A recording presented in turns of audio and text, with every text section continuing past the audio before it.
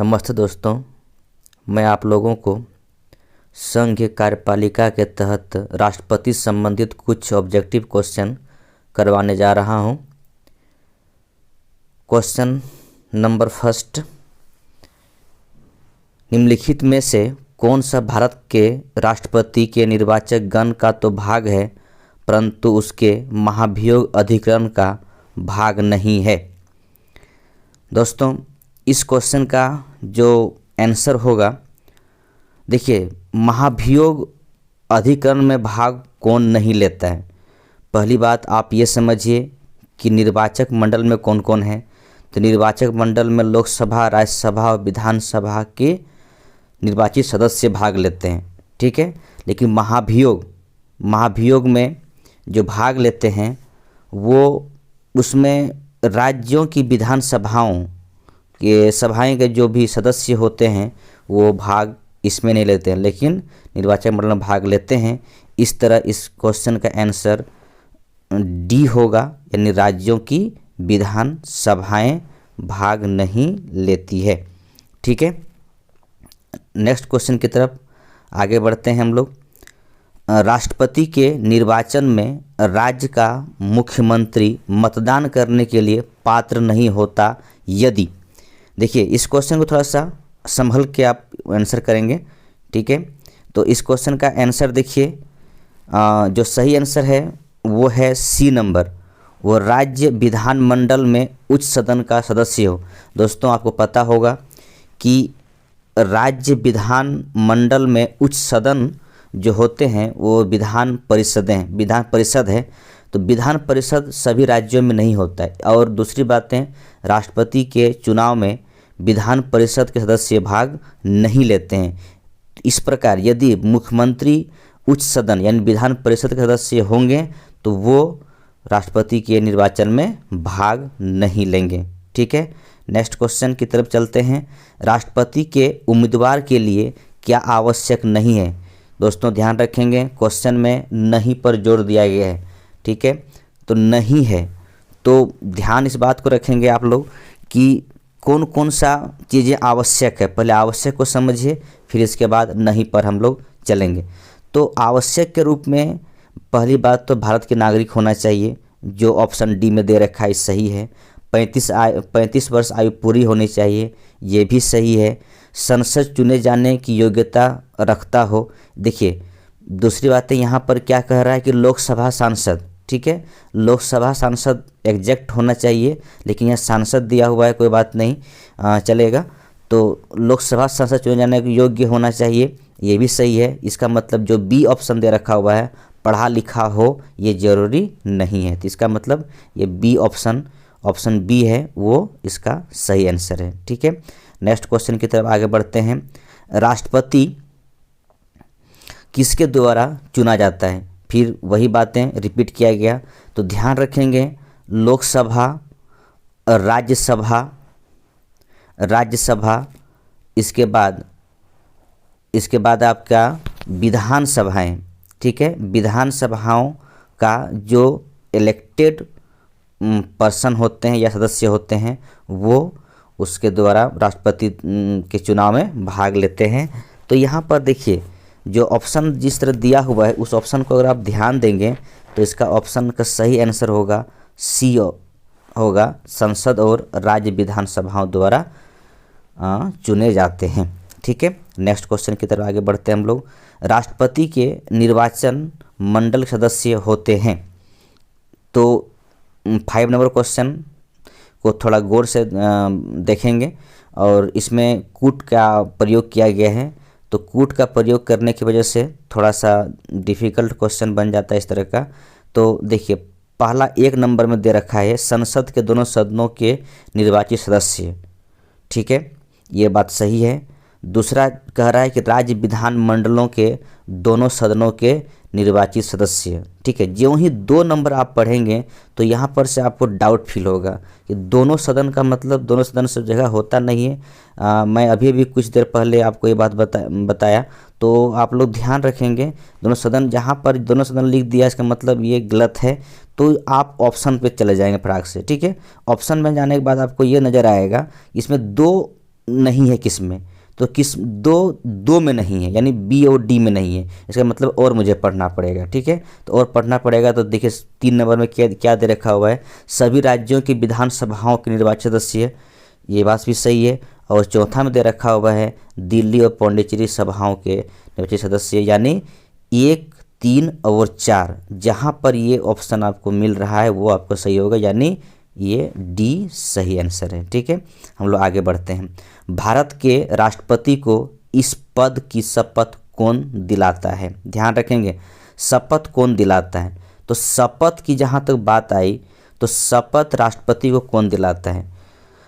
तो शपथ दिलाने वाले जो व्यक्ति हैं वो हैं भारत के मुख्य न्यायाधीश, यानी सुप्रीम कोर्ट के मुख्य न्यायाधीश, जिसे CJI कहते हैं, ठीक है। तो CJI में कौन है? भारत का मुख्य न्यायाधीश, ठीक है। अगर ये ना रहा उपस्थित, उस समय नहीं रहे किसी कारणवश से, तो दूसरा जैसे उसी कोर्ट का, यानी उसी न्यायालय का, सुप्रीम कोर्ट का जो वरिष्ठ मेंबर होंगे वो इनको शपथ दिलाएंगे, ठीक है।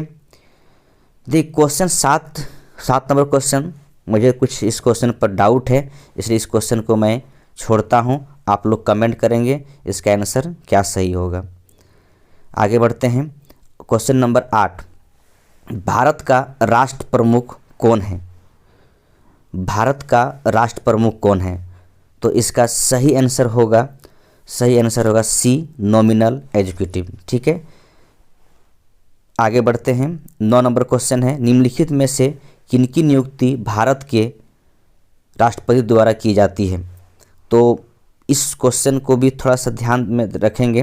देखिए, वित्त आयोग के अध्यक्ष की नियुक्ति भारत के राष्ट्रपति करते हैं।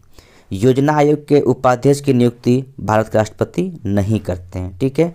संघ राज्य क्षेत्र के मुख्यमंत्री, इसका भी नियुक्ति भारत के राष्ट्रपति करते हैं, ठीक है। तो हम लोग ऑप्शन की तरफ चलते हैं। ऑप्शन में देखिए 1 और 3 जहाँ भी होगा वही उसका सही आंसर होगा। तो 1 और 3 कहाँ पर है? C में है, ये इसका सही आंसर है, ठीक है। क्वेश्चन नंबर 10, भारत में राष्ट्रपति की मृत्यु, पदत्याग अथवा हटाए जाने पर पद में हुए रिक्त को भरने का समय सीमा क्या है? ठीक है।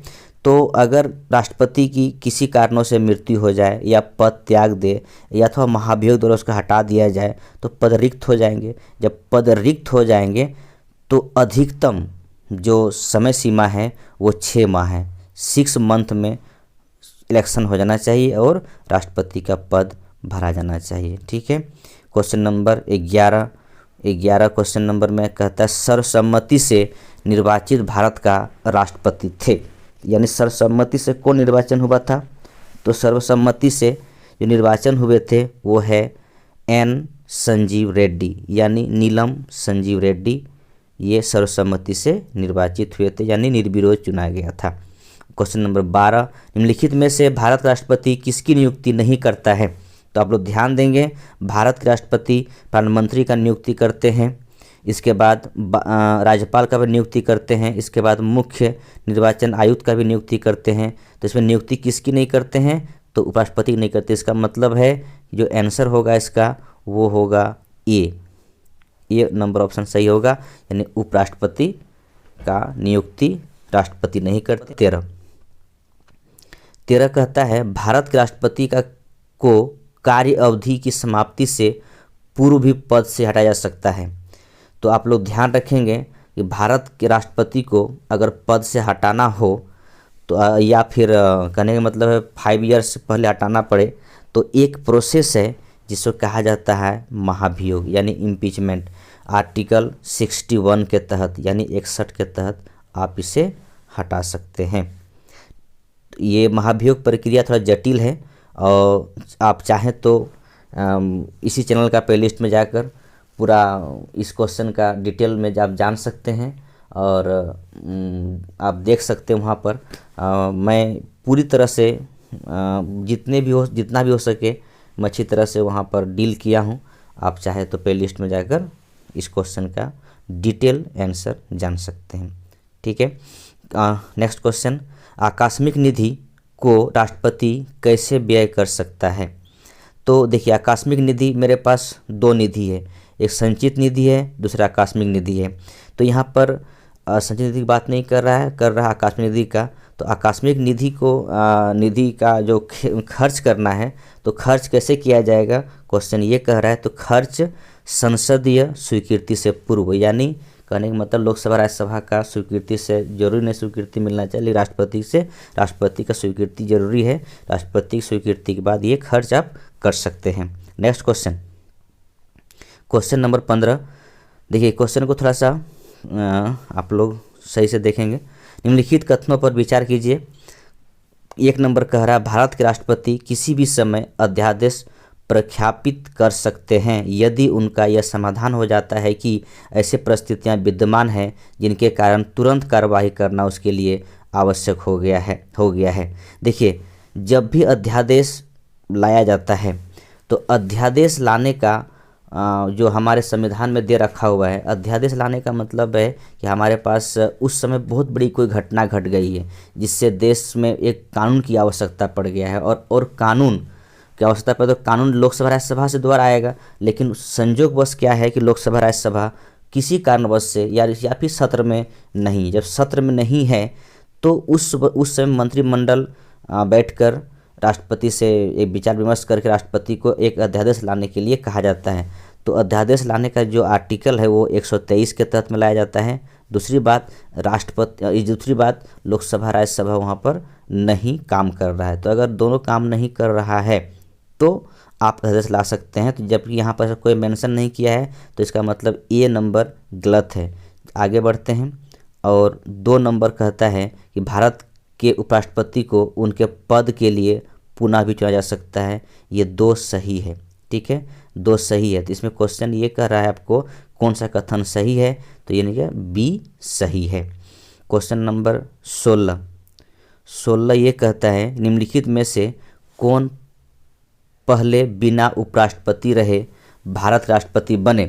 तो ऐसा एक व्यक्ति है जो पहले उपराष्ट्रपति नहीं थे और राष्ट्रपति वो बन गए, वो हैं एन संजीव रेड्डी, यानी नीलम संजीव रेड्डी जो हैं वो बिना उपराष्ट्रपति बने राष्ट्रपति का पद ग्रहण किए। क्वेश्चन नंबर 17 ये कहता है कि जब केंद्रीय मंत्रिमंडल ने वर्ष 2002 में चुनावी सुधार पर अध्यादेश में बिना किसी बदलाव के उसे राष्ट्रपति को वापस भेजा, तब राष्ट्रपति ने भारतीय संविधान के कौन सा अनुच्छेद के अंतर्गत उसे अपनी सहमति दी। देखिए इस क्वेश्चन का इतने सा आंसर देना है कि अगर कुछ मत देखिए, अनुच्छेद पूछ रहा है आपसे, एकमात्र अनुच्छेद पूछ रहा है कि किस अनुच्छेद के तहत में आप अध्यादेश ला सकते हैं। तो अभी मैंने बताया कि अनुच्छेद 123 के तहत अध्यादेश आप ला सकते हैं, ठीक है।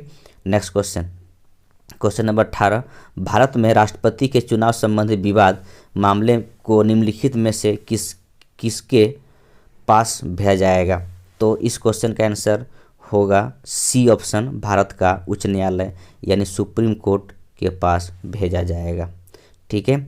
आगे बढ़ते हैं, क्वेश्चन नंबर 19, भारत के किस राष्ट्रपति ने पूर्व में लोकसभा अध्यक्ष का पद भी संभाला था। तो ऐसा राष्ट्रपति का नाम बताइए जो पहले लोकसभा का अध्यक्ष भी रहे थे। उस तरह का जो व्यक्ति हैं वो है नीलम संजीव रेड्डी, यानी सी ऑप्शन सही होगा इसका, ठीक है। इसके बाद क्वेश्चन नंबर 20 ये कहता है कि भारतीय संविधान के अंतर्गत कानून के समक्ष समानता के संदर्भ में उपवाद किसके संदर्भ में है। देखिए आर्टिकल 14 में ये कहता है कि विधि के समक्ष सब समान है, ठीक है। लेकिन अपवाद यहाँ पर है, वो अपवाद है राष्ट्रपति और राज्यपाल, ठीक है। जब ये पद पे बने रहते हैं उस समय किसी प्रकार का दोषारोपण या कोर्ट में इसके खिलाफ कोई केस दायर नहीं कर सकते हैं जब तक आप पद पे रहते हैं, ऐसा नहीं कर सकते। पद से हटाने के बाद आप इसके ऊपर सारी कार्रवाइयाँ कर सकते हैं, लेकिन पद पे रहते हुए कुछ भी नहीं कर सकते। क्वेश्चन नंबर 21, निम्नलिखित में से राष्ट्रपति किसकी नियुक्ति करता है। तो नियुक्ति जब किसकी करता है, क्वेश्चन इस तरह का है, तो भारत का महान्यायवादी इनका भी नियुक्ति करता है, नियंत्रण पालिका परिषद इनका भी नियुक्ति करता है, एक राज्य का राज्यपाल इनका भी नियुक्ति करता है, इसका मतलब इस क्वेश्चन का आंसर होगा उपरोक्त में सभी। ठीक है, उपरोक्त में सभी इसका आंसर होगा। तो उपरोक्त में सभी आंसर इसका होगा, तो यानी डी ऑप्शन सही है। क्वेश्चन नंबर 22, निम्नलिखित में से कौन सा उपराष्ट्रपति राष्ट्रपति नहीं नियुक्त हुआ था। ठीक है, क्वेश्चन ये कह रहा है कि वो राष्ट्रपति तो थे लेकिन उपराष्ट्रपति तो थे लेकिन राष्ट्रपति नहीं बन पाए। तो ऐसा एक व्यक्ति है, ऑप्शन सी यानी कृष्णकांत। देखिए, जस्टिस मोहम्मद हिदायतुल्लाह, ठीक है, ये राष्ट्रपति नियुक्त हुए थे। आर वेंकट रमन ये भी नियुक्त हुए थे। डॉक्टर जाकिर हुसैन ये भी राष्ट्रपति नियुक्त हुए थे, लेकिन उपराष्ट्रपति कृष्णकांत राष्ट्रपति नियुक्त नहीं हुए थे। क्वेश्चन नंबर 23, भारत का राष्ट्रपति किसको संबोधित करके अपना त्यागपत्र लिखेगा। तो इस क्वेश्चन का आंसर होगा उपराष्ट्रपति। ठीक है, उपराष्ट्रपति को संबोधित करके लिखेंगे और उपराष्ट्रपति क्या करेंगे, लोकसभा अध्यक्ष को सूचना दे देंगे कि ये राष्ट्रपति त्यागपत्र सौंप दिए हैं। क्वेश्चन नंबर 24 ये कहता है कि भारत के राष्ट्रपति और उपराष्ट्रपति की अनुपस्थिति में निम्नलिखित में से कौन सा पदाधिकारी राष्ट्रपति के रूप में कार्य करेगा। अगर दोनों पद, किसी कारण से दोनों पद खाली हो जाए तो उस समय हमारे देश का उच्चतम न्यायालय का प्रधान न्यायाधीश उसके पद पे आसीन होंगे, यानी CJI। ठीक है, और ये एक बार नियुक्त हुए हैं, एम हिदायतुल्लाह करके एक व्यक्ति हैं, वो हुए थे, वो 1969 में हुए थे, ध्यान रखेंगे। क्वेश्चन नंबर 25 ये कहता है राष्ट्रपति के दिशा निर्देशक सिद्धांतों में नहीं है। दिशा निर्देशक सिद्धांतों में नहीं है तो वैधानिक प्रतिबंध ये नहीं है। आप लोग थोड़ा इस क्वेश्चन को ध्यान से देखेंगे, वैधानिक प्रतिबंध नहीं है। क्वेश्चन ये कहता है निम्नलिखित में से सही कथन का चयन कीजिए। सही कथन का चयन करना है। ए में ये कह रहा है कि यदि राष्ट्रपति उपराष्ट्रपति दोनों ही त्यागपत्र दे दें तो लोकसभा का अध्यक्ष नए राष्ट्रपति के चुने जाने तक राष्ट्रपति का कार्य करेंगे। नहीं, ऐसा कोई बात नहीं है, ये नहीं करेंगे। ठीक है, ऑप्शन बी कहता है कि भारतीय संविधान में चुनाव लड़ने की सबसे कम और सबसे अधिक आयु का प्रावधान है। कम आयु का प्रावधान है लेकिन अधिक आयु प्रावधान नहीं है, इसका मतलब ये बी भी सही नहीं होगा। ठीक है, ऑप्शन सी कहता है कि राष्ट्रपति के त्यागपत्र की स्थिति में उपराष्ट्रपति ही राष्ट्रपति के शेष कार्यकाल का कार्य संभालेंगे, ये भी सही नहीं है। तो ऑप्शन डी तो सही होना ही होना, जब तीनों कट गया तो ऑप्शन डी सही होगा, यानी भारत का राष्ट्रपति संसद का अंग है। ठीक है, आगे बढ़ते हैं और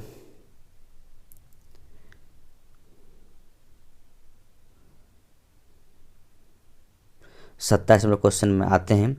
क्वेश्चन नंबर 27 ये कहता है कि राष्ट्रपति के विरुद्ध महाभियोग का आरोप लगाकर उसे हटाने के प्रस्ताव पारित होना चाहिए। ठीक है, पारित होना चाहिए। राज्यसभा द्वारा 2/3 बहुमत से, लोकसभा द्वारा 2/3 बहुमत से, लोकसभा के अध्यक्ष व राज्यसभा के सभापति निर्णायक मत से, संसद के जांच करने वाले सदन के 2/3 बहुमत द्वारा। ठीक है, तो इसका अगर आप चारों में देखेंगे आंसर तो सबसे सटीक आंसर आपको नज़र आएगा वो इनका आंसर डी होगा, क्योंकि देखिए ये ए और बी दोनों अपने जगह में सही है, गलत नहीं है। ए और बी भी दोनों गलत नहीं है। तो प्रस्ताव पारित की बात कर रहा है तो प्रस्ताव पारित वहाँ से करना चाहिए जहाँ पर जांच करने वाले सदन की 2/3 बहुमत द्वारा पास हो जाए। ठीक है, क्वेश्चन को आगे बढ़ाते हैं। क्वेश्चन नंबर 28, राष्ट्रपति द्वारा आपातकाल घोषणा के लिए किसकी स्वीकृति आवश्यक होती है। तो इसका आंसर सही होगा ए, केंद्रीय मंत्रिमंडल की स्वीकृति आवश्यक है। ठीक है, क्वेश्चन नंबर 29, भारत के राष्ट्रपति संसद के दोनों सदनों को प्रथम सत्र के प्रारंभ में कब संबोधित करते हैं। ठीक है। तो इस क्वेश्चन का सही आंसर होगा, देखिए ध्यान रखिएगा, प्रतिवर्ष करते हैं, प्रतिवर्ष का पहला सत्र में, और जब लोकसभा का आम चुनाव होता है उसके बाद जो पहला बैठक होती है उस समय करते हैं, यानी ए और बी दोनों सही है। इसका मतलब इसका सही आंसर होगा सी, ए और बी दोनों सही है।